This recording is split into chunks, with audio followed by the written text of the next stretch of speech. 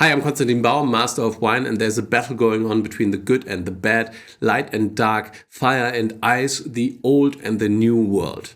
Well, not really, but there's quite a lot of confusion when it comes to the differences between new and old world wines. Today I'm going to explain what lies behind these terms, and I'm going to compare wines from the new world and the old world in a blind tasting face-off to see whether I can spot the difference. So let's go.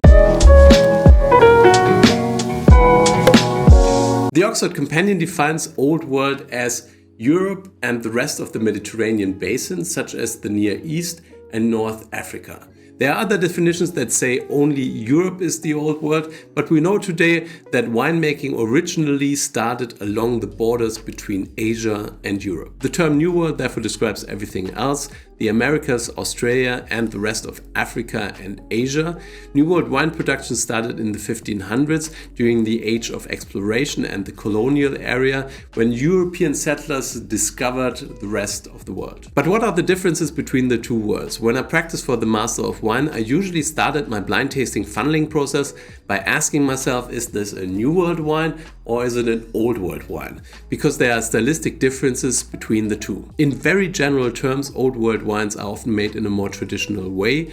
Premium wine production is often more small scale, and the wines can be less clean. In contrast, the New World is experimenting more and uses advances in science in order to produce wines that are more tailored to current market trends. On top of that, wineries tend to be bigger and there's less of a focus on small-scale vineyard selections. Remember, I'm generalizing here, but the notion of terroir, the sense of place evident in a wine, is more important in the Old World than in the New World. You therefore find more references to specific vineyard sites on Old World labels. On the other hand, the grape variety is more important in the New World and it is more likely to appear on the label over there. That said, the world is changed.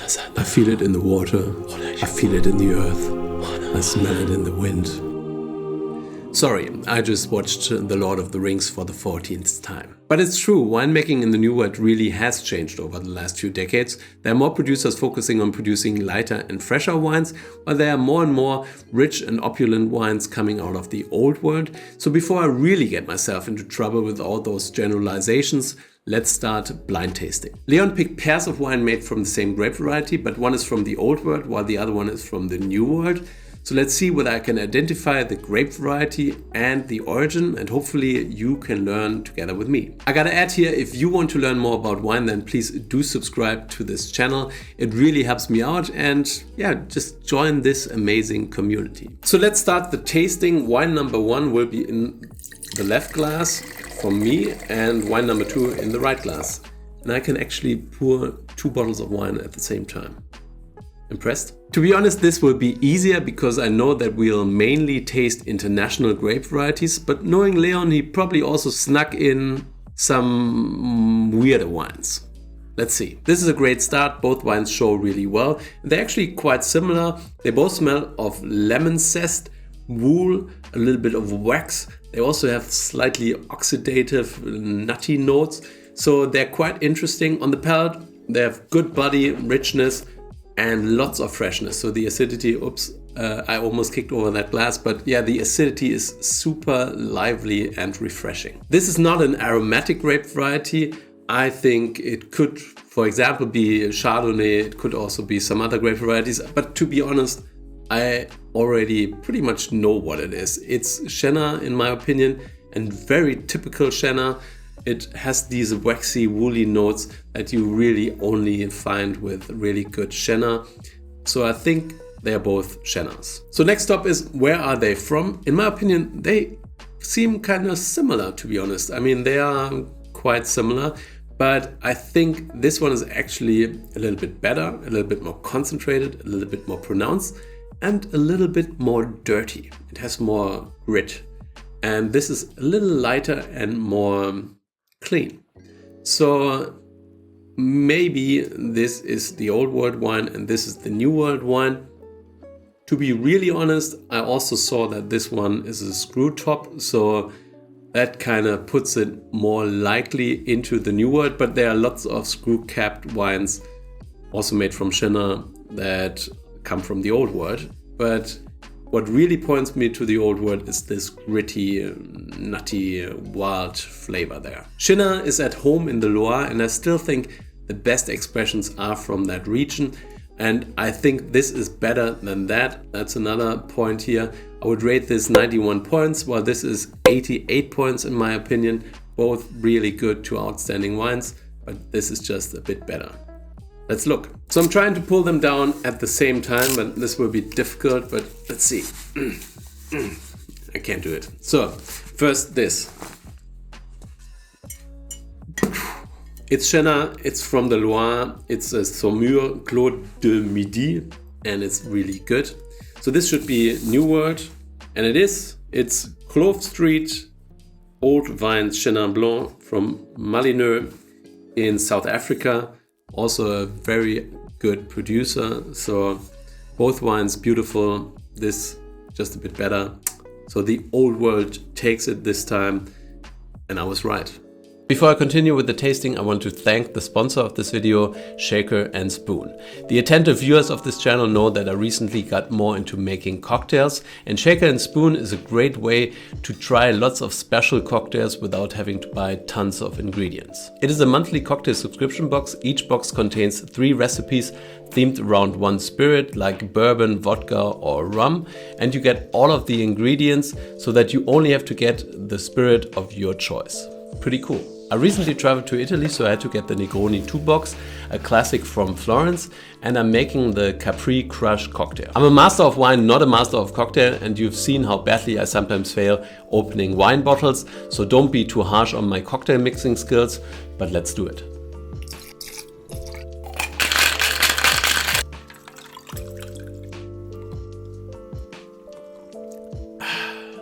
This is delicious. So click the link below and enter the code KonstantinBaumMW, or go to shakerandspoon.com/KonstantinBaumMW to get $20 off your first box. That's shakerandspoon.com/KonstantinBaumMW, or the link below with the code KonstantinBaumMW at checkout in order to get $20 off your first box and enjoy lots of great cocktails. Thanks a lot to Shaker and Spoon. I would love to finish that drink in the sun, but I have to get back to the tasting. So let's continue with wine 3 and 4, still white wines. Let's taste. Okay, another difficult pair in my opinion. Thanks, Leon. I think they both are fairly restrained wines, quite light and fresh, quite a lot of acidity as well. There's not a lot of flavor coming through, so definitely not an aromatic grape variety, more on the lemon zest flavor. Wine number 3 shows a little bit of oak, French oak, a little bit of spice, but not a lot. And on the palate it's actually quite lean and refreshing, so there's not a big body. Wine number 4, in my opinion, even leaner, even fresher, almost no oak flavor or no oak flavor. And I think if it was only for wine number 4, I probably wouldn't even be able to find the grape variety. But I think this is Chardonnay. I think this feels like Chardonnay, but really fresh and lean Chardonnay. Chardonnay in the New World is an interesting topic. There was a time when Chardonnays from the US, from Australia and other parts of the New World were very opulent, very oaky, very rich and concentrated. And then the pendulum swung back, and now there are quite a lot of really lean, fresh and slightly green Chardonnays coming out of all those countries. And this feels for me more like one of those styles, really well made, but very tuned down, very early picked grapes, and very much on the freshness. There's a very careful handling with the oak and with the lees, so there's not so much lees stirring going on here to make it round and creamy. This feels more like a New World style, made in the new wave way, the new wave Chardonnay way. This must be Old World. Where could the wines be from in the New and the Old World? I'm not really sure. If I'd had to guess, I would say this is from California. It feels like something really well made from Santa Barbara, for example, down in the south of California, or from the Sonoma coast. So both areas that are very much influenced by the Pacific and are therefore quite cool And there are also lots of really cool producers. There are new wave, younger producers that make really exciting fresh wines. This could be from many places, in my opinion, in the old world. I don't think this is from Burgundy. It doesn't feel like Burgundy. I don't think it is from a really warm climate. So I would probably say that this is from Central Europe. It could be German, but I haven't tasted many German Chardonnays in that fashion. It could be from Austria. It could be Northern Italy. That to me seems more likely. So let's have a look. So I'm going to start with wine number 3 because I felt a little bit more confident about this wine. And it is from California. It's Mathiasson, a producer that I know fairly well, that produces very light reds and whites in California, in some areas that are more well known for rich and opulent wines. But this is from Napa, so not a classic Napa Chardonnay, more of a fresh and edgy Chardonnay. So this should be from the old world then, but where in the old world? That's the big question. Okay, so it's from Austria and it's from the Südsteiermark. In Austria they call Chardonnay Morillon, and there's some really good Chardonnays coming out of Austria nowadays. I don't taste that many, to be honest, and this is a particular style, in my opinion. Very fresh, very tuned down wine. I think quality wines, the wines are fairly close together, but the Mathiasson, in my opinion, is better. So the New World takes it this time. I would rate this 90 points, and I think this is an 87-point wine. Very good, but yeah, it lacks a little bit of complexity, in my opinion. This is a very nice tasting so far. Now let's move on to the next set. Same game, different wines. Wine 5 on my left, wine 6 on my right. This is another interesting pair, and wine number 5 is definitely the banker. It has these pronounced eucalyptus notes, which directly take me to Australia. I'm fairly sensitive to that flavor, and this for me is very Australian. When it comes to the grape variety, wine number 5 also gives me more information than wine number 6. It is pretty light colored, so there's a very short list of international grape varieties that are red and light colored. And I think from that list, I would pick Grenache as the most likely option. This is also a little bit spicy, quite rich, round, velvety. The tannins are a little, they have a little bit of bite. So this doesn't feel like a Pinot Noir at all. For me, the other one, that could definitely also be a Grenache, a different style of Grenache maybe, but not an untypical Grenache for sure. So I think this is a Grenache from Australia. I would put it in McLaren or Barossa, but let's just go with Barossa here. And I think this one here could be a Grenache from France, not a high-end Grenache from the Southern Rhone, for example. They tend to be blends anyway. But I actually think this feels more Spanish to me. I would say this is maybe from Terra Alta in Spain, a really interesting region, pretty high located, that produces Grenache that are a little bit finer, a little bit more restrained. And this feels a little bit more edgy, fresh and lively. So I would say this is Terra Alta in Spain. But now let's have a look. So I'll start with the New World wine, or the wine that I think is from the New World, and it is Peter Lehmann, the Barossan Grenache. So I was spot on right here. And the other wine number 6, is Prados Collecíon Garnacha from Campo de Borja in Spain. Not too bad. So this is Spanish Grenache from the Old World, obviously, and this is the New World example from Australia. Two really nice wines. I think there's a quality difference between the two. This is more high-end. I would rate this 90 points, while this is more, a little bit less high-end. I think this is an 84-point wine. Really fruity, fresh and well made. but not necessarily a great Grenache. So here comes the last set of wines and the last time that I tried to pour 2 wines at the same time. I think I'm getting better. And this feels like it's going to be the most challenging blind tasting. The wines don't really scream at me straight away what they are. There's no banker here in the lineup. They both look and feel kind of similar. They're really dark colored, quite expressive fruit flavor, blackberry, cassis, spice notes. On the palate, they're both rich, grippy, lots of tannins. I think 8 is more structured, has more tannins, while 7 is a little bit more mellow and round. But this is difficult. So let's start off with the list of grape varieties that are options. It could be Syrah, it could be Cabernet Sauvignon, it could be Malbec, it could be Merlot, maybe in a mix with Cabernet Sauvignon, and that's maybe it. After letting them breathe for a little bit, things are becoming a little bit more clear to me. This is quite spicy, a little bit herbaceous. Well, this is really fruity, plush.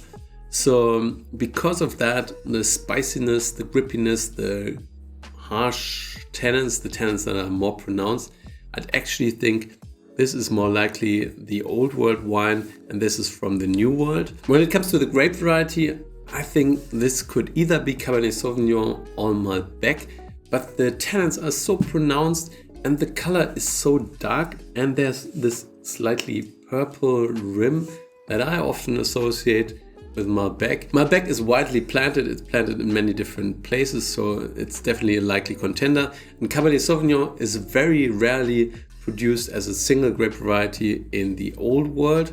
So yeah, I'm more on the Malbec side of things. I think this is from the new world, and I would say it's from Argentina. Argentina has become famous for producing great Malbecs. This is certainly a pretty good one. I rate this 90 points. I think it's quite interesting, quite exciting as a wine.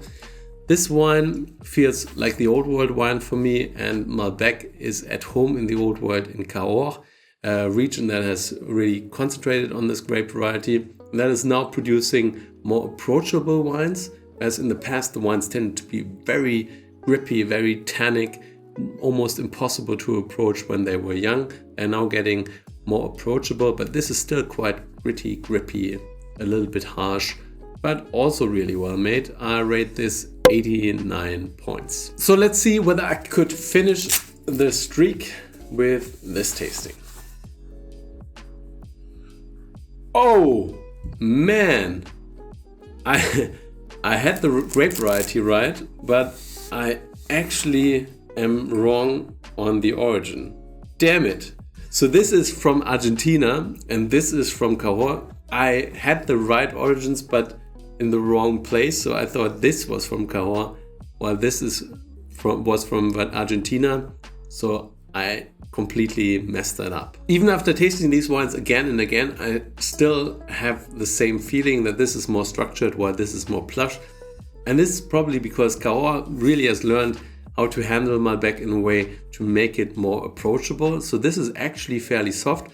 While this is from Salta in Argentina, a region that is pretty high up at high altitude and produces a little more restrained, structured reds, but also quite fruity, aromatic white wines. And this is tannic and grippy and a little bit harsh. So this feels more like the Cahors, to me at least, than this, but that's just kind of my impression of those two origins. And this is kind of eye-opening for me. Interesting. Well, this was an awesome tasting. All of the wines really showed well, and it was fun putting them into different categories, trying to find out which is which. It also showed me that I don't always get it right, and that the new world and the old world are maybe not as clearly defined as they used to be. So it was fun, but also humbling. My favorite wines in the tasting were the Saumur Clos de Midi and the Mathiasson Chardonnay, both really great wines. I also quite like the Peter Lehmann Barossa Grenache, and I know that I definitely have to do an Australian episode at some point. I'll do that, I promise. So thank you for watching. I hope you enjoyed this video. If you did, then please like it down there and subscribe to my channel.